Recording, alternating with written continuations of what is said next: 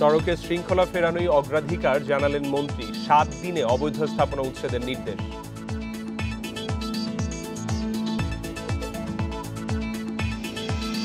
ফেনীতে 4 তরুণী ধর্ষণের মূল আসামি ধরা পড়েনি। সুবর্ণচরে গৃহবধূ ধর্ষণে আটক আরও এক।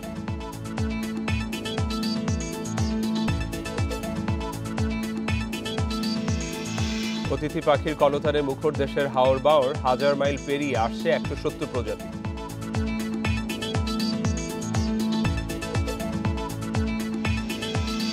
খন্দকার ইমদাদুল হক আমন্ত্রণ জানাচ্ছি সমগ্র বাংলাদেশে। আগামী 7 দিনের মধ্যে মহাসড়ক থেকে অবৈধ স্থাপনা উচ্ছেদ করা হবে বলে জানিয়েছেন সড়ক পরিবহন এবং সেতুমন্ত্রী ওবায়দুল কাদের। দুপুরে ঢাকা টাঙ্গাইল মহাসড়কের গাজীপুরের চন্দ্রায় 4 লেন প্রশস্তকরণ কাজ এবং ফ্লাইওভার নির্মাণ কাজের অগ্রগতি পরিদর্শনে এসে এই নির্দেশ দেন তিনি। কাদের বলেন, সরকারের অগ্রাধিকার হচ্ছে সড়ক এবং পরিবহনে শৃঙ্খলা ফেরানো। সেজন্য সড়ক এবং জনপথ অধিদপ্তরকে নির্দেশনা দেওয়া হয়েছে 7 দিনের নোটিশে যেসব মহাসড়ক অবৈধ দখলে আছে সেসব রাস্তা দখলমুক্ত করতে হবে। তিনি বলেন, এই কাজ করতে গিয়ে না রাজনৈতিক চাপ আসে, তাই কাজ করা যায় না। 7 দিনের নোটিশ দিয়ে সড়ক মহাসড়ক অবৈধ দখলে আছে যেসব রাস্তা অবৈধ দখলমুক্ত করতে হবে। শিল্পমন্ত্রী অ্যাডভোকেট নুরুল মজিদ মাহমুদ হুমায়ুন বলেছেন, বিএনপি কোনো রাজনৈতিক দল নয়, এটি আওয়ামী লীগ বিরোধী একটি প্ল্যাটফর্ম। শুক্রবার দুপুরে নরসিংদী সার্কিট হাউসে এই কথা বলেন তিনি। শিল্পমন্ত্রী আরও বলেন, আওয়ামী লীগ বিরোধিতার কারণে বিএনপি জনবিচ্ছিন্ন হয়ে যাবে। তারা বিচ্ছিন্ন হয়ে যাবে, তারা হয়ে যাবে। বহু দল চলে গেছে, ইতিহাসে নাম নাই। আর ওটা তো আমি রাজনৈতিক দল মনে করি না, এটাকে কখনো আওয়ামী লীগ বিরোধী একটা প্ল্যাটফর্ম। গাজীপুরের বিভিন্ন স্থান থেকে আন্তঃজেলা ডাকাত দলের মূল হোতা সহ 6 সক্রিয় সদস্যকে র্যাব গ্রেপ্তার করেছে। এ সময় তাদের কাছ থেকে ডাকাতির বিপুল স্বর্ণ এবং নগদ টাকা উদ্ধার করা হয়েছে। দুপুরে কারওয়ান বাজারে র্যাবের মিডিয়া সেন্টারে সংবাদ সম্মেলনে জানানো হয়, বৃহস্পতিবার রাতে গাজীপুরের বিভিন্ন স্থানে অভিযান চালিয়ে তাদের গ্রেপ্তার করা হয়। চক্রটি রাজধানী সহ দেশে বিভিন্ন স্থানে ডাকাতি করে আসছিল। এদিকে নারায়ণগঞ্জ থেকে স্ত্রী হত্যার মূল আসামি শাহজাহান মিয়া সহ 2 সহযোগীকে র্যাব গ্রেপ্তার করেছে। 3 জানুয়ারি গাজীপুরের ভাওরাইতে পারিবারিক কলহের জেরে স্ত্রী আফরোজা বেগমকে হত্যায় অভিযুক্ত শাহজাহান মিয়া।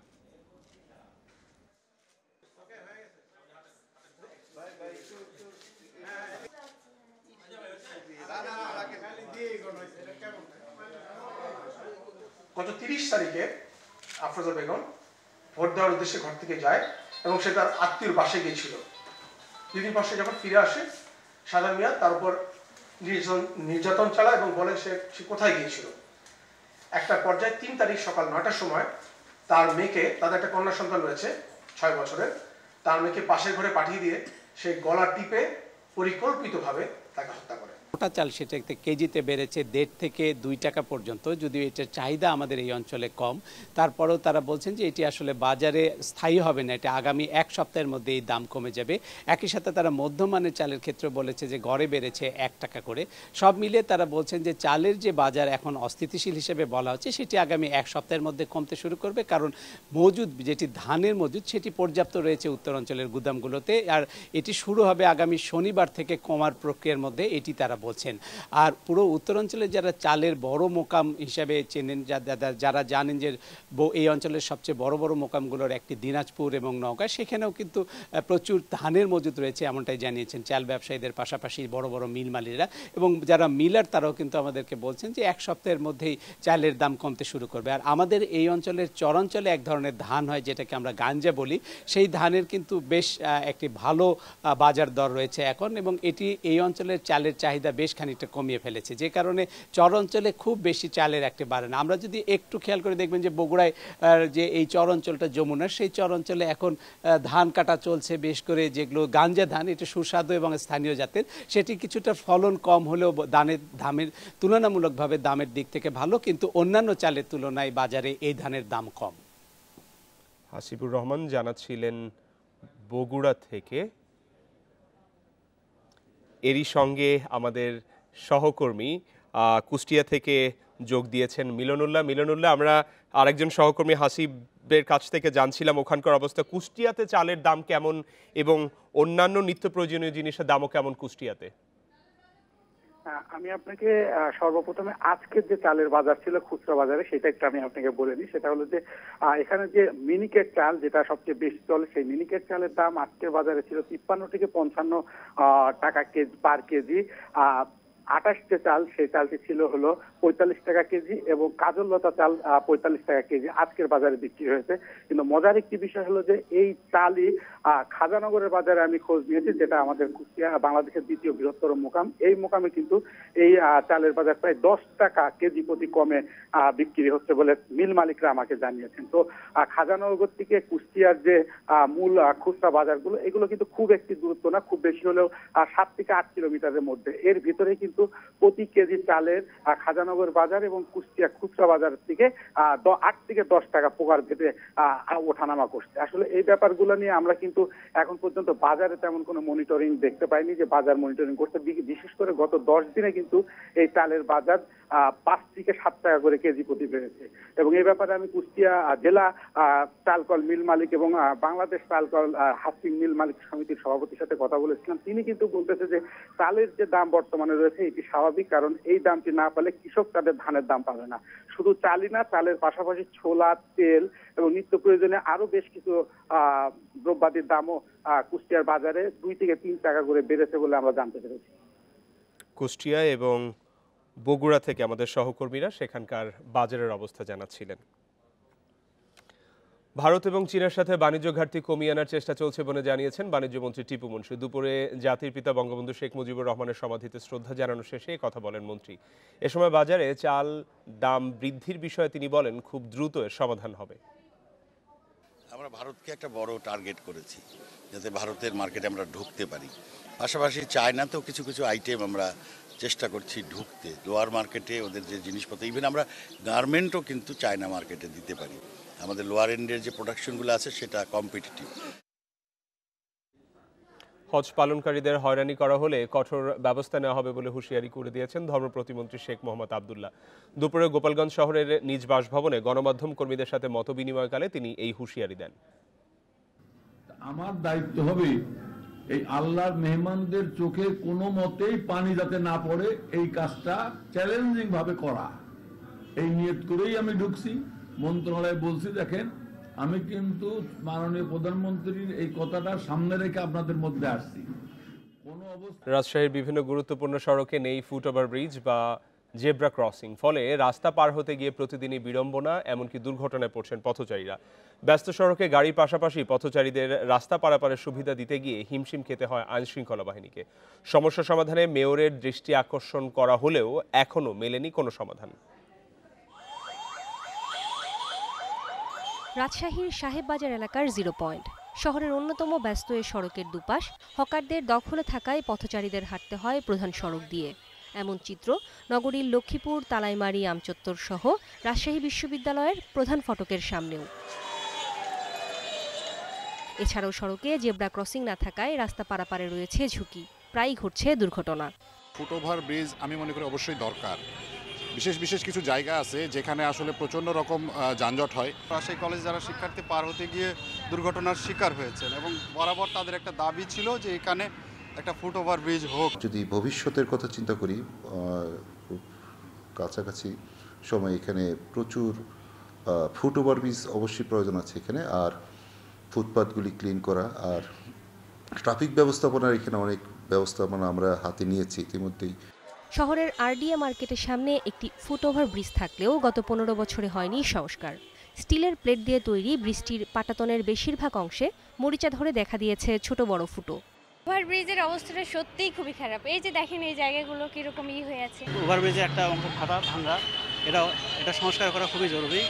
নগরবাসীর দুর্ভোগ দূর করতে শিগগিরই আরও কয়েকটি ফুটওভার ব্রিজ নির্মাণের আশ্বাস দিয়েছেন সিটি কর্পোরেশনের মেয়র AHM খায়রুজ্জামান লিটন। দৃষ্টিনন্দন এবং একই সঙ্গে 2-1টা আমরা স্কেলেটর, যেটা যান্ত্রিক সিঁড়ি থাকবে, সেইভাবেও আমরা 2-1টা চালু করতে চাই। আগামী সরকার গঠিত হবার কিছুদিন পরেই হয়তো এই কাজটি আমরা শুরু করতে পারব। সিটি মেয়রের উদ্যোগে ফুটওভার ব্রিজ নির্মাণ হলে জনদুর্ভোগের পাশাপাশি দুর্ঘটনার হারও কমে আসবে বলে আশা করছেন স্থানীয়রা। Independent news desk. Rajshahi, Pabna, Naogaon, Chuadanga, Moulvibazar এবং রংপুর বিভাগের উপর দিয়ে মৃদু থেকে মাঝারি ধরনের শৈত্যপ্রবাহ বয়ে যাচ্ছে। এই শৈত্যপ্রবাহ আরও কয়েকদিন থাকতে পারে বলে পূর্বাভাস দিয়েছে আবহাওয়া অফিস। তীব্র শীতে চরম দুর্ভোগে পড়েছেন এসব অঞ্চলের মানুষ। কুয়াশা না থাকলেও ব্যাহত হচ্ছে স্বাভাবিক জনজীবন। শীতজনিত রোগে আক্রান্ত হয়ে অনেকেই ভর্তি হচ্ছেন হাসপাতালে। তাদের মধ্যে শিশু এবং বয়স্ক মানুষের সংখ্যাই বেশি। আজ দেশে সর্বনিম্ন তাপমাত্রা রেকর্ড করা হয়েছে চুয়াডাঙ্গায় 7.3 ডিগ্রি সেলসিয়াস। এছাড়া 10 ডিগ্রির নিচে তাপমাত্রা রয়েছে রাজশাহী, দিনাজপুর, পঞ্চগড়ের তেঁতুলিয়া, সাতক্ষীরা এবং বরিশালে।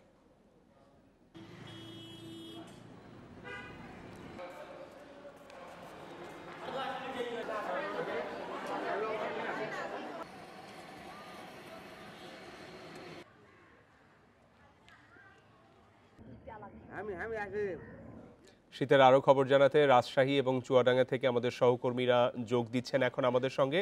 শুরুতেই আমরা যাব হচ্ছে রাজশাহীতে আছেন আমাদের সহকর্মী মাইনুল। মাইনুল, রাজশাহীতে শীতের পরিস্থিতি কি, আবহাওয়া অফিস কি বলছে? রাজশাহীতে কিন্তু আজকে সর্বনিম্ন তাপমাত্রা রেকর্ড করেছে 8.8 ডিগ্রি সেলসিয়াস, যা কিন্তু গত 3-4 দিন আগে যে 10.4-5 ডিগ্রি চলছিল তার চেয়ে কিছুটা কমেছে। এবং আবহাওয়া অফিসের সাথে আমার কথা আছে, আবহাওয়া অফিসের রাজশাহী যিনি ভারপ্রাপ্ত কর্মকর্তা আছেন আব্দুল মান্নান, তার সাথে আমার কথা তিনি বলছেন যে আবহাওয়ার এই যে উঠানামা এটি কিন্তু আগামী যে চলতি সপ্তাহে যে তীব্র শৈত্যপ্রবাহ আসার একটি পূর্বাভাস হিসেবে তিনি দেখছেন। যে তিনি বলছেন যে আবহাওয়ার যে পূর্বাভাস আছে রাজশাহী অঞ্চলের উপর দিয়ে কিন্তু আগামী 3-4 দিনের মধ্যে রাজশাহীর যে সর্বনিম্ন তাপমাত্রা রেকর্ড করা ছিল 29 ডিসেম্বর 5.8 ডিগ্রি সেলসিয়াস, তাপমাত্রা কিন্তু এর চেয়েও নিচে নামতে পারে বলে তিনি আমাদেরকে জানিয়েছেন। আর যে শীতের যে উঠানামা আজকে সকাল থেকে শীতের পরিস্থিতি যদি বলি, যে সকাল থেকে কিন্তু যে তীব্রতা ছিল বেলা বাড়ার সাথে সাথে যে আলো পেয়েছি আমরা, তীব্রতা কমেছে। কিন্তু ঠিক 4টার পর থেকে আজকে সর্বোচ্চ তাপমাত্রা রেকর্ড করা হচ্ছে 25.8 ডিগ্রি সেলসিয়াস। কিন্তু ঠিক এই মুহূর্তে কিন্তু আবার রাজশাহীতে এখন 24 ডিগ্রি সেলসিয়াস তাপমাত্রা নেমে আছে। মূলত বেলা বাড়ার সাথে সাথে বা সন্ধ্যা শুরুর জনজীবনের প্রভাব কেমন? যারা একটু সুবিধা বঞ্চিত তাদের প্রভাবটা কেমন পড়ছে শীতে? আচ্ছা, এই শীতের যে প্রভাব সেটি বলি যে জেলা প্রশাসনের পক্ষ থেকে দাবি করা হচ্ছে যে রাজশাহী জেলা প্রশাসনের সাথে আমার কথা যে কিছুক্ষণ আগেই এসএম আব্দুল কাদের তিনি যেটা জানিয়েছেন যে এখন পর্যন্ত তারা রাজশাহী জেলায় মোট 38,000 এবং রাজশাহী নগরীতে 10,000 মোট তারা 58,000 শীতবস্ত্র বিতরণ করেছে। এবং তিনি বলছেন যে এইটি শুধু ছিন্নমূল মানুষ বা তারা কিন্তু সব শ্রেণীর মানুষের কাছে, যেমন হিজড়া আছে, তারপরে আপনার শিশুরা আছে, পথ শিশুরা আছে, যারা এতিম শিশু বিভিন্ন আশ্রমে থাকে তাদের মাঝে কিন্তু, এবং যারা ক্ষুদ্র নিগ্রোষ্ঠী আছে তাদের মাঝেও কিন্তু শীতবস্ত্র বিতরণ করেছে। এবং তিনি বলছেন যে আগামীতে যে শীত আসছে, শীতের তীব্রতা আসছে, তার জন্য আরও যে 20,000 কম্বলের যে চাহিদা সেটি কিন্তু এর মধ্যে পাঠানো হয়েছে। আর যদি শীতের প্রকোপের কারণে রোগবালাইয়ের পরিস্থিতিকে বলি, সেটি কিন্তু আমরা কয়েকদিন ধরে দেখছি যে রাজশাহী মেডিকেল কলেজ হাসপাতাল সহ রাজশাহীর যে উপজেলার যে স্বাস্থ্য কমপ্লেক্সগুলো আছে সেগুলোতে কিন্তু শীতজনিত রোগীর সংখ্যা বাড়ছে। এসব রোগীর ক্ষেত্রে কিন্তু অধিকাংশ শিশু এবং বয়স্কদের সংখ্যা বেশি। চিকিৎসকরা যেটি বলছে এই সময় মূলত শিশুরা নানান রকম নিউমোনিয়া, ডায়রিয়া আক্রান্ত হচ্ছে এবং বয়স্করা সাধারণত শ্বাসকষ্ট, পুরনো শ্বাসকষ্ট রোগ আছে তারা বেশি আক্রান্ত হচ্ছে। এক্ষেত্রে তারা পরামর্শ দিচ্ছেন মূলত বয়স্কদের ক্ষেত্রে পর্যাপ্ত পরিমাণ শীতবস্ত্র পরার এবং শিশুদের ক্ষেত্রে পর্যাপ্ত শীতবস্ত্রতে ঢেকে রাখা। সেক্ষেত্রে কিন্তু অভিভাবকদের প্রতি তিনি দৃষ্টি আকর্ষণ করে বলছেন যে তারা মূলত যে বাচ্চাদের অতিরিক্ত পোশাক পরার ফলে তারা যে ঘেমে যায় সেটির প্রতি কিন্তু দৃষ্টি দেওয়ার পরামর্শ দিচ্ছেন চিকিৎসকরা। আর কৃষির প্রভাব যদি বলি, যে কৃষিতে রাজশাহীর প্রায় 3,600 হেক্টর জমিতে কিন্তু আপনার বড় আবাদ হয়েছে এবং প্রায় 38,000 হেক্টর জমিতে আলুর চাষ হয়েছে।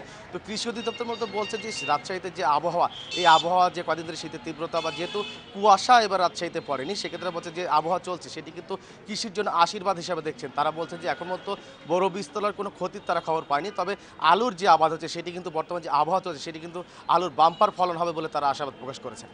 মাইনুল, আপনি সঙ্গেই থাকুন। এবার চুয়াডাঙ্গাতে যাচ্ছি আমরা সহকর্মী মানিক আকবরের কাছে। মানিক, চুয়াডাঙ্গার তাপমাত্রা কেমন? আমরা রাজশাহীতে যেমন দেখলাম যে শীতজনিত রোগীর সংখ্যা বেশি আছে, চুয়াডাঙ্গাতে এটার প্রভাব কেমন আছে?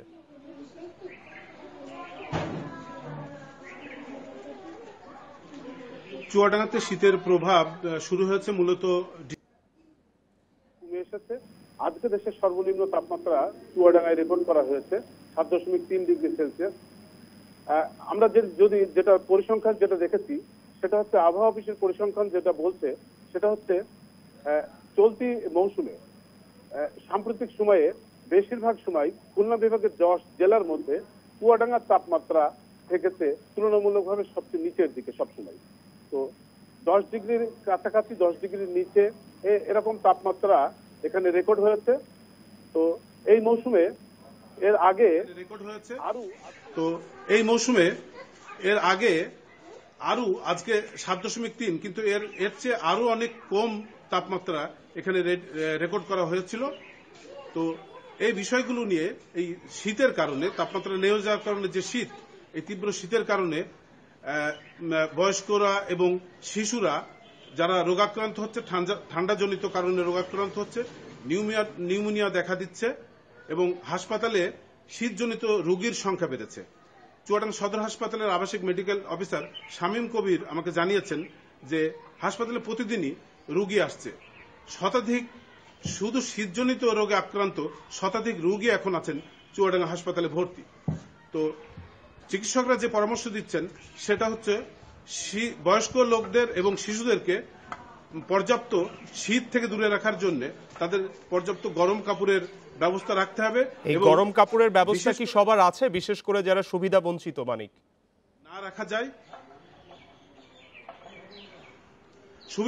সুবিধা বঞ্চিত মানুষদের সেই ব্যবস্থা যদিও খুব সন্তোষজনক নয়, তারপরও আমরা একটা জিনিস লক্ষ্য করেছি যে চুয়াডাঙ্গাতে ইতিমধ্যেই শীতের পোশাক, বিশেষ করে শীতের কম্বল বিতরণ শুরু হয়েছে।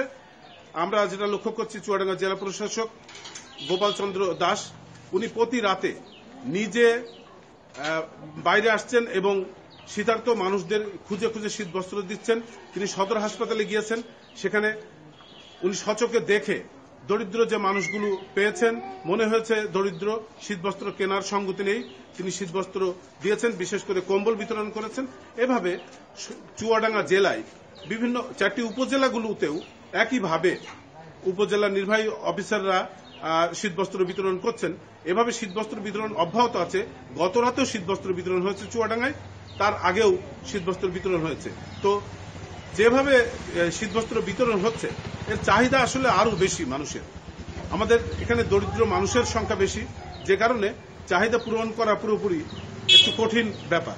আর এই শীতের কারণে আমরা, যেটা আমি কৃষি বিভাগের কর্মকর্তাদের সাথে কথা বলেছিলাম, কৃষি বিভাগের কর্মকর্তারা যেটা বলছেন সেটা হচ্ছে শীতের কারণে বীজ যেসব শাকসবজি এগুলো খুব বেশি ক্ষতি হয় না। তা ওনারা যেটা বলছেন সেটা হচ্ছে শীতের সবজির শীত পড়লে খুব বেশি ক্ষতি হওয়ার ভয় নেই, তবে আলু খেতে রোগ দেখা দেয় কখনো কখনো। তো এবার কিছুটা দেখা দিয়েছে, কৃষকরাও তা বলেছেন যে আলু ক্ষেতগুলো রোগাক্রান্ত হয়েছে। তো এই অবস্থায় এখন শীতে এই অবস্থা চলছে। ধন্যবাদ মানিক আকবর এবং মাইনুল হাসান জানাচ্ছিলেন। আটক রেখে ধর্ষণের ঘটনায় আরও একজনকে পুলিশ আটক করেছে। এ নিয়ে এই ঘটনায় 3 জনকে আটক করা হয়েছে, তবে মূল হোতা কাউসার বিন কাশেম এখনো ধরাছোঁয়ার বাইরে। প্রেমের ফাঁদে ফেলে বিয়ের প্রলোভন দেখিয়ে বিভিন্ন স্থান থেকে 4 তরুণীকে ফেনীতে নিয়ে যায় প্রতারক কাউসার বিন কাশেম। শহরের রামপুরে নিজ বাড়িতে আটকে রাখে তাদের। এর মধ্যে 3 তরুণী 2.5 মাস ও 1 তরুণী 6 মাস ধরে বন্দী ছিলেন সেখানে। আমার বলে কথা বলতে বলে যে বাসায় মা আছে, বোন আছে, চলো কিছুদিন পরে তোমার সাথে বিয়ে হবে। সে অনেক কিছু পরে আমি বলি কিছু চলো যাই, তারপরে যখন থেকে আমাকে আটকায় ফেলে। শুধু আটকে রাখাই নয়, তরুণীদের ধর্ষণ করে কাউসার ও তার সহযোগীরা। প্রতিবাদ করলেই তাদের উপর চলত নির্যাতন। স্থানীয়রা বিষয়টি টের পেয়ে গত সোমবার পুলিশে খবর দেয়। সেদিনই তাদের উদ্ধার করে পুলিশ। পিছনে আপনার গ্রিলে ছালার বস্তা দিয়ে সব বেঁধে ফেলছে, বাইরের থেকে কেউ দেখবে এরকম কিছু নাই। গেট টেপে এরা মারে, পিছনে আপনার জালনা দরজা মারা, তারপরে এরা যে অসামাজিক যে কামগুলো করে, এগুলো যদি আমরা জানতাম তাহলে আমরা নিজেরাই প্রতিরোধ করতাম। পুলিশের উপস্থিতি টের পেয়ে কাউসার ও সহযোগীরা পালিয়ে যায়। এ সময় ওই বাসার বিভিন্ন কক্ষ থেকে 53 পিস ইয়াবা সহ অন্যান্য মাদকদ্রব্য জব্দ করে পুলিশ। মেয়েদেরকে বিভিন্ন সময় এই বাসায় নিয়ে আসে, এনে তাদেরকে জোর করে ভয়ভীতি প্রদর্শন, শারীরিক নির্যাতন করে প্রতিজ্ঞাবিধি দিতে বাধ্য করে। ইভেন কি সে নিজেও এই সুযোগটা নেয়। এ ঘটনায় নির্যাতিত এক তরুণী বাদী হয়ে কাউসার সহ অজ্ঞাতনামা কয়েকজনকে আসামি করে মামলা করে। বৃহস্পতিবার রাতে রামপুর থেকে ছোটন নামের একজনকে আটক করা হয়। এর আগে আটক করা হয় ওমায়ের ও আরমানকে। কাউসার এখনো পলাতক। Independent news desk. এ বিষয়ে আরও জানাতে ফেনী থেকে যোগ দিচ্ছেন সহকর্মী নাজমুল হক শামীম। রিপোর্টে যেটা দেখলাম যে মূল হোতা কাউসারকে এখনো পুলিশ গ্রেপ্তার করতে পারেনি, কেন পারেনি পুলিশ কি বলছে? আপনি যেমনটা বলেছিলেন যে 4 তরুণীকে উদ্ধার করা হয়েছে এবং উদ্ধার পরবর্তী মামলায় যে আসামি করা হয়েছে কাউসার বিন কাসেমকে পুলিশ উদ্ধার করতে চেষ্টা চালাচ্ছে বলে আমাদেরকে জানিয়েছে। আমি এখন থেকে প্রায় 5 মিনিট আগে জেলা পুলিশের একজন ঊর্ধ্বতন কর্মকর্তার সাথে কথা বলেছি। তিনি আমার কাছে বলেছেন যে কাউসার বিন কাসেমকে তারা দুপুর নাগাদ আটক করেছে, তবে এটি আসলে আনুষ্ঠানিকভাবে এখনো গণমাধ্যমকে জানানো হয়নি। আজ সন্ধ্যার পরে কিংবা আগামীকাল সকালে পুলিশ এটি আনুষ্ঠানিকভাবে ব্রিফ করে জানাবে যে কাউসার বিন কাসেমকে কোথা থেকে কিভাবে আটক করা হয়েছে এবং তার বিরুদ্ধে আসলে কি কি অভিযোগগুলো তারা পেয়েছে। আমি এখন পর্যন্ত কাউসার বিন কাসেম সহ 4 জনকে এই মামলায় আটক করা হয়েছে। গতকাল রাতে যাকে আটক করা হয়েছিল ছোটনের কাছ থেকে আরো বেশ কিছু তথ্য উদ্ধার করতে পেরেছে পুলিশ। ছোটনের দেওয়া তথ্য সূত্র ধরে আরো বেশ কিছু জায়গায় অভিযান চালাচ্ছে পুলিশ। এখন পর্যন্ত ফেনী মডেল থানার অফিসার ইনচার্জ আবুল কালাম আজাদ তিনি আমাদেরকে যেটি জানিয়েছেন যে আরো 2 জন সন্দেহভাজন আছেন যারা এই ঘটনার সাথে জড়িত, তাদেরকেও পুলিশ গ্রেফতারের জন্য চেষ্টা চালাচ্ছে। আর আবুল কালাম আজাদ ওসি তিনি দাবি করেছেন যে এখানে আসলে দীর্ঘদিন ধরেই এই দেহ ব্যবসা করে আসছিল কাউসার বিন কাসেম। এখানে তার যে তার ছোট ভাইও কিছুদিন আগে প্রায় বছর 1.5 আগে এই বাড়িতে তার বউকে হত্যা করেছিল বিভিন্ন অপকর্মের কারণে। এই বাড়িটি আসলে একটি অভিশপ্ত বাড়িতে আপনারা দেখেছেন যে এখানে বাড়ির ভিতরে প্রত্যেকটা জানালার ভিতরে বস্তা দেওয়া এবং প্রতিটা গ্রিলে বস্তা দিয়ে একদম পুরো ঘরটাকে ঢেকে রাখা হয়েছে। বাইরে থেকে মানুষ আসলে বুঝতেছেই না যে ভিতরে কোনো কার্যক্রম হচ্ছে কিনা, ভিতরে কেউ থাকছে কিনা। তো আমাদেরকে যেটি আসলে পুলিশ এখন পর্যন্ত বলেছে যে উদ্ধারকৃত 4 জনকে তারা আজকে দুপুরের পরপরই তাদের অভিভাবকদের কাছে হস্তান্তর করে দেওয়া হয়েছে। ইতিমধ্যে তাদের শারীরিক পরীক্ষা হয়েছে এবং তারা আদালতে 22 ধারায় জবানবন্দি দিয়েছেন। তো এখন পর্যন্ত মামলা নিয়ে তারা খুব সন্তুষ্ট, পুলিশ আসামির গ্রেফতার নিয়ে খুব সন্তুষ্ট। আশা করছে যে আগামী অল্প কিছুদিনের ভিতরে পুরো সবগুলো মামলা আসামিকে ধরতে পারবে এবং যে 3 জনকে ধরা হয়েছে তার ভিতরে 2 জনকে আসামি 3 দিন করে রিমান্ড নিয়েছে পুলিশ। আর তাদের থেকে আসলে রিমান্ডে নেওয়ার পর আরো বেশি কিছু তথ্য পাবে বলে পুলিশ আমাদেরকে জানিয়েছে। এই ছিল আসলে এই মানে নির্যাতিত তরুণীদেরকে আটক এবং তাদের উদ্ধারের পরবর্তী সর্বশেষ তথ্য। নাজমুল হক শামীম জানাচ্ছিলেন ফেনী থেকে, সেখানকার মূল হোতা কাউসারকে কিছুক্ষণ আগে গ্রেপ্তার করা হয়েছে। এদিকে নোয়াখালীর সুবর্ণচরে গৃহবধূ ধর্ষণে জড়িত আরও একজনকে গ্রেপ্তার করা হয়েছে। কুমিল্লার দাউদকান্দি থেকে সকালে হিঞ্জু মাঝি নামের ওই ব্যক্তিকে গ্রেপ্তার করা হয়। এ নিয়ে এখন পর্যন্ত এই মামলায় গ্রেপ্তার 11 জন। এদিকে বৃহস্পতিবার গ্রেপ্তার আসামিদের মধ্যে আরও 2 জন আদালতে স্বীকারোক্তিমূলক জবানবন্দি দিয়েছেন। এ নিয়ে আসামিদের 6 জন স্বীকারোক্তিমূলক জবানবন্দি দিলেন। মামলার তদন্ত কর্মকর্তা জেলা গোয়েন্দা পুলিশের পরিদর্শক জাকির হোসেন জানান, মামলার 7 আসামিকে সোমবার থেকে 5 দিনের রিমান্ডে নিয়ে জিজ্ঞাসাবাদ করছে ডিবি পুলিশ। চতুর্থ দিনে মোহাম্মদ স্বপন এবং ইব্রাহিম খলিল বেচুকে আদালতে হাজির করা হলে তারা স্বীকারোক্তিমূলক জবানবন্দি দেন। নোয়াখালীর জ্যেষ্ঠ বিচারিক হাকিম নবনীতা গুহ তাদের জবানবন্দি রেকর্ড করেন।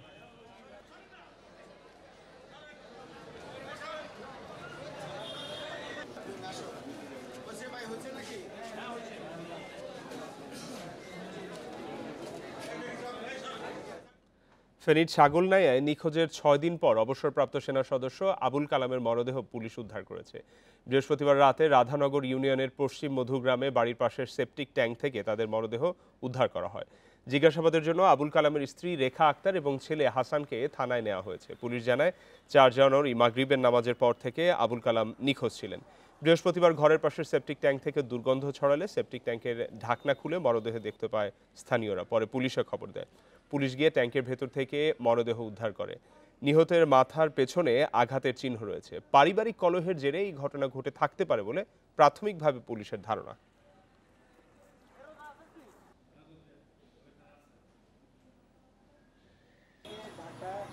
জানান, অনেকদিন ধরে আটকা পড়ে থাকায় বিপাকে পড়েছেন তারা। নদী ভরাট হয়ে নাব্যতা হারানোর কারণে এই সংকট সৃষ্টি হয়েছে। এ থেকে উত্তরণে নদী খনন জরুরি বলে জানিয়েছেন স্থানীয়রা। সমস্যা সমাধানে কাজ করছে নৌ পুলিশ।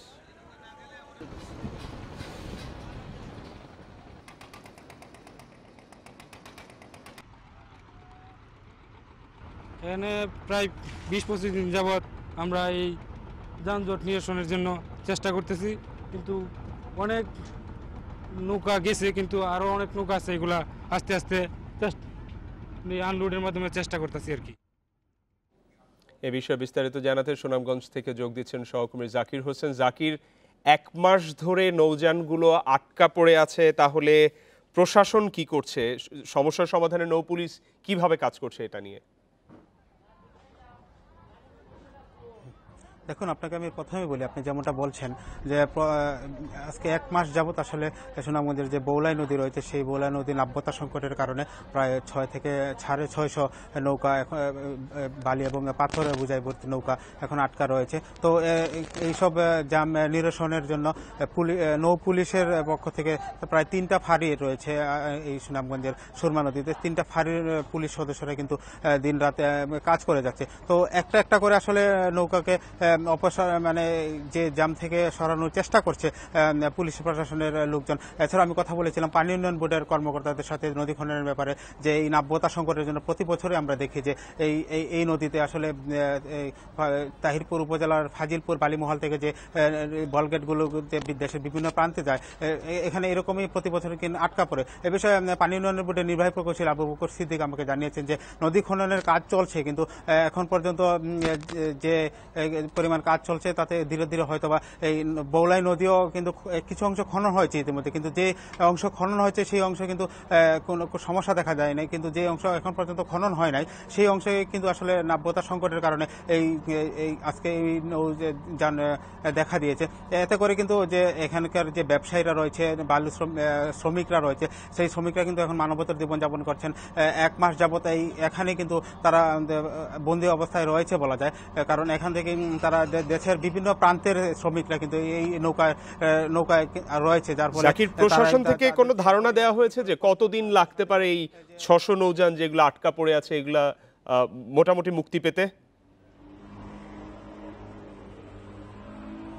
তো এই বিষয়ে আমি কথা বলেছিলাম নৌ পুলিশের একজন উপপরিদর্শকের সাথে, তিনি মেহেদি হাসান। তিনি আমাকে যেমনটা জানিয়েছেন যে হয়তোবা সপ্তাহখানেকের মধ্যে এই সংকট থেকে উত্তরণ হতে পারবে, কিন্তু সপ্তাহখানেকের আগে আসলে কোনো রকমই সম্ভব না, কারণ এত পরিমাণ নৌ আটকা পড়েছে। আর এখন পর্যন্ত যে একটা একটা করে নৌকা যাচ্ছে, কিন্তু একটা একটা করে নৌকা যাওয়ার মানে 1 সপ্তাহ যদিও তারা বলছে, কিন্তু আমরা দেখেছি 1 সপ্তাহের বেশি সময় লাগতে পারে। এবং স্থানীয়রা বলছেন এবং নৌকার যে শ্রমিকরা রয়েছেন তারাও বলছেন যে এখান থেকে 1 সপ্তাহের ভিতরে আসলে উত্তরণ করা সম্ভব না, আরো বেশি সময় লাগতে পারে বলে আমাকে জানিয়েছেন। জাকির, ধন্যবাদ আপনাকে। জানাচ্ছিল শেরপুরের গারো পাহাড়ি এলাকায় রাবার ড্যাম নির্মাণের সুফল পাচ্ছেন স্থানীয়রা। এখন সেচের বাড়তি খরচ ছাড়াই চাষাবাদ করতে পারছেন কৃষকরা, ফলে ওই অঞ্চলে বাড়ছে উৎপাদন। পাশাপাশি ড্যাম নির্মাণ হওয়ায় কমেছে মাটির নিচ থেকে পানি উঠানোর চাপ। নালিতাবাড়ি ও ঝিনাইগাতি গারো পাহাড়ি এলাকায় মাটির নিচে পাথর থাকায় কোনো নলকূপ বসানো যায় না, তাই সেচের অভাবে এই অঞ্চলের হাজার হাজার একর জমি অনাবাদি থাকত। বিশেষ করে ইরি বোরো ও শাকসবজির আবাদ ব্যাহত হতো। এতে সেচের কারণে বাড়তি খরচ হতো কৃষিকাজে। সেচের সমস্যা সমাধানে বিএডিসি ও কৃষি বিভাগ 50 কোটি টাকার একটি প্রকল্প হাতে নেয়। এতে গারো পাহাড়ের মহারশী, চিল্লাখালী ও ভোগাই নদী সহ আরও কয়েকটি নদী ও পাহাড়ি ছড়ায় 4টি রাবার ড্যাম ও 2টি স্লুইস গেট নির্মাণ করা হয়। রাবার ড্যাম নির্মাণে এখন নদীতে পানি থাকছে, ফলে খরা মৌসুমেও যে কোনো ফসল চাষাবাদ করতে পারছেন কৃষকরা। ফলে ফসল চাষাবাদ করতে খরচ হচ্ছে কম। আগে আমাদের এই এলাকা ছিল মরুভূমি, এখন বর্তমানে আমরা এই রাবার ড্যামে পানি দিয়ে আমরা শাকসবজি কৃষি আবাদ করবার পারতেছি। মেশিন দিয়ে পানি তুলছি, 10-20 করে 50 করে জমি আবাদ হয়েছে। এখন তো মনে করেন প্রায় 300-350 করে জমি এক ঢেনে আবাদ হয়। সেচ সমস্যা দূর হওয়ায় বর্তমানে এই অঞ্চলে কয়েক হাজার মেট্রিক টন বেশি খাদ্যশস্য উৎপাদন হচ্ছে বলছে কৃষি বিভাগ। হাজার হাজার হেক্টর জমি বড় মৌসুমে বড় ধানের আওতায় সেচ দেওয়া সম্ভব হচ্ছে। পাশাপাশি গম, ভুট্টা, সরিষা, অন্যান্য রবি ফসলও, বেগুন সহ অন্য রবি ফসলেও সেচ দেওয়া সম্ভব হচ্ছে এই রাবার ড্যামে স্থাপন করার ফলে। নদ নদীর পানির ব্যবহার বাড়ায় মাটির নিচের পানির উপর চাপ কমেছে, তবে কৃষি উৎপাদন বাড়াতে আরও রাবার ড্যাম তৈরির দাবি কৃষকদের। Independent news desk. রংপুরের শীতার্ত মানুষের মাঝে কম্বল বিতরণ করেছেন ফেসবুক গ্রুপ এসএসসি 2000 এবং এইচএসসি 2002 সালের সদস্যরা। সকালে পীরগাছার কান্দিরহাট স্কুল অ্যান্ড কলেজ মাঠে আয়োজন করা হয়। এ সময় শীতার্তদের বিনামূল্যে স্বাস্থ্যসেবা প্রদান করে এই সংগঠনটি। আর্তমানবতার সেবায় সবাইকে এগিয়ে আসার আহ্বান জানান আয়োজকরা। শীতার্তদের প্রায় 1500 শীতবস্ত্র এবং বিনামূল্যে চিকিৎসা সেবা প্রদান করেন। তবে রংপুরের 8 জেলায় পর্যায়ক্রমে শীতবস্ত্র বিতরণ অব্যাহত থাকবে বলে জানান তারা।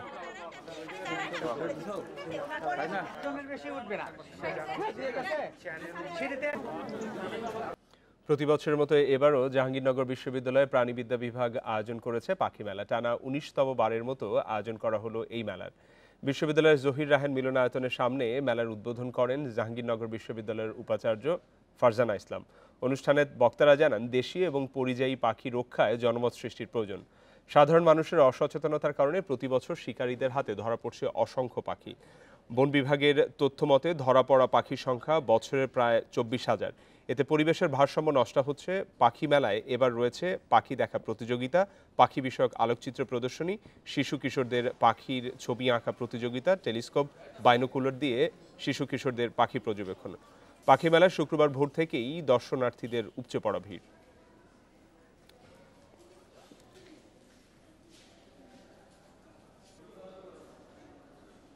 এ নিয়ে আরও জানাতে টেলিফোনে সাভার থেকে যোগ দিচ্ছেন সহকর্মী রুবেল আহমেদ।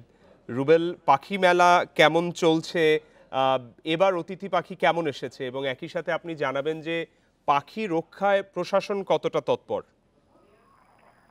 জাহাঙ্গীরনগর বিশ্ববিদ্যালয়ের প্রাণীবিদ্যা বিভাগ ২০০১ সাল থেকে এই পাখি মেলার আয়োজন করে যাচ্ছে।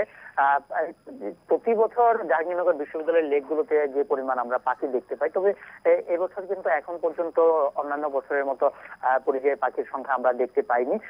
আজকে যে পাখি মেলা সকাল থেকে শুরু হয়েছিল, এই পাখি মেলা আনুষ্ঠানিকভাবে শেষ হয়েছে দুপুর 12:30টার দিকে। তবে পাখি মেলা শেষ হয়ে গেলেও এখন পর্যন্ত ক্যাম্পাসে কিন্তু পাখি প্রেমীদের একটা ভিড় লক্ষ্য করা যাচ্ছে। এই ক্যাম্পাসের যে শিক্ষার্থী রয়েছে, এছাড়াও রাজধানী ঢাকা সহ আশপাশের বিভিন্ন অঞ্চল থেকে পাখি প্রেমীরা এই পাখি মেলা উপলক্ষে সকালে ক্যাম্পাসে ছুটে এসেছেন। সকালের দিকে লেকগুলোতে যখন পাখি দেখা যাচ্ছে, বিকেলের দিকেও কিন্তু পরন্ত বিকেলে পাখিদের লেকের পানিতে কিন্তু পাখিদের জলকিলি দেখার জন্য এখানে পাখি প্রেমীরা ভিড় করছেন।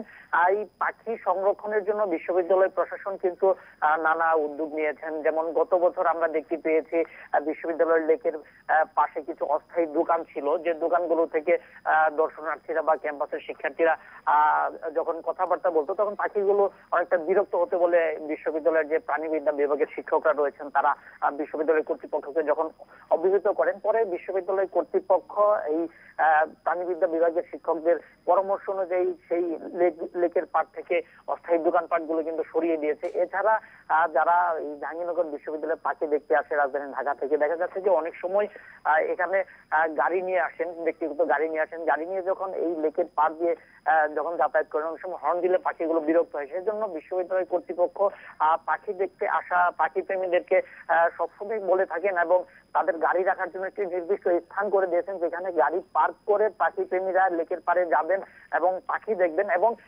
লেকের খুব কাছাকাছি, যেমন পাখিরা বিরক্ত না হয় সেজন্য আর এই লেকের পাড়ে বিশ্ববিদ্যালয়ের যে নিরাপত্তা কর্মী আছে তারা এখানে দায়িত্ব পালন করছেন। তারা যদি কেউ লেকের খুব কাছাকাছি চলে যায়, নিরাপত্তা কর্মীরা তাদেরকে বলছেন যে পাখিদেরকে বিরক্ত না করার জন্য আর দূর থেকে পাখি দেখার জন্য। আপনাকে রুবেল আহমেদ জাহাঙ্গীরনগর বিশ্ববিদ্যালয় থেকে পাখি মেলার ব্যাপারে জানাচ্ছিল আমাদের। শীতেলেই দেশের হাওর বাওর বিল ভরে যায় পরিযায়ী পাখিতে। খাবারের খোঁজে হাজার মাইল পেরিয়ে আসা সরলি, খয়রা, চকচকে আর বুনো এবং বাণীহাঁসের দেখা মিলে হাকালুকি, টাঙ্গুয়ার হাওর, আড়িয়াল বা বাইক্কার বিল সহ দেশের প্রায় সব জলাধারে। বিশেষজ্ঞরা বলছেন, শীতে এদেশে আসা অন্তত ১৭০ প্রজাতির পাখি আসে। ছোট্ট হাঁসের মতো দেখতে এ পাখিটির নাম সরালি। নীলফামারীর নীল সাগরের স্বচ্ছ পানিতে দেখা মেলে বুনো ও বালিহাঁস, খয়রা, চকাচকি, কার্লিও, ছোট সারসসহ প্রায় ৩০ প্রজাতির পরিযায়ী পাখি। চোখে পড়বে স্থানীয় শামুকখোলেরও। অপরূপ এই ডানা ঝাপটানির দৃশ্য দেখতে এদের মতোই দূর দূরান্ত থেকে ছুটে আসেন পাখি প্রেমীরা। গতবারের তুলনায় এবার পাখি অনেক এসেছে এবং এখানে যারা দায়িত্বে আছে তারা অনেক ভালো কাজ করেছে এবং অযথা কেউ পাখিকে উত্ত্যক্ত করে না। পাখিগুলা যেন এখানে নিরাপদে থাকতে পারে, এইটাই আমরা চাই। শহর থেকে ১৪ কিলোমিটার দূরে গোরগ্রাম ইউনিয়নের ধোপাডাঙ্গার বিন্না দিঘি আজকের এই নীলসাগর। আমাদের দেশে যে অতিথি পাখিগুলি আসে এগুলি নির্বিঘ্নে বিচরণ করে যাতে আবার তারা তাদের নির্দিষ্ট গন্তব্যে ফিরে যেতে পারে, এজন্য আমরা সব দিকে আমরা নজর রাখছি। যশোরের শাসার পদ্মবিলও পরিযায়ী পাখির অভয়াশ্রম।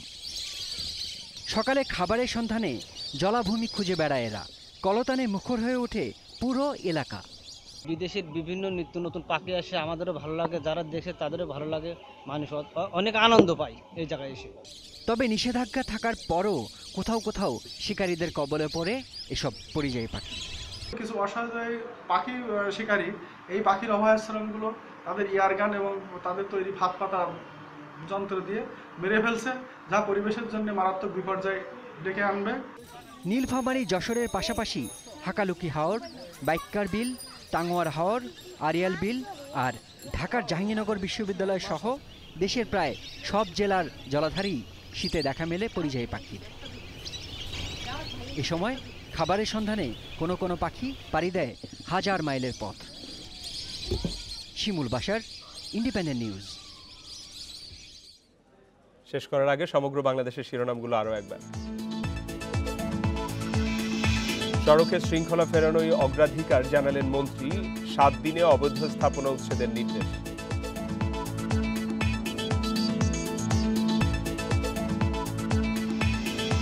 ফেনীতে 4 তরুণী ধর্ষণের মূল আসামি ধরা পড়েনি, সুবর্ণচরে গৃহবধূ ধর্ষণে আটক আরও এক।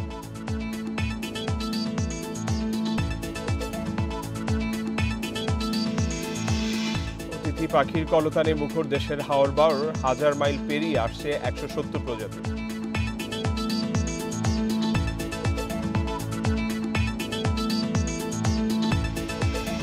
পরের আয়োজন দেখা আমন্ত্রণ।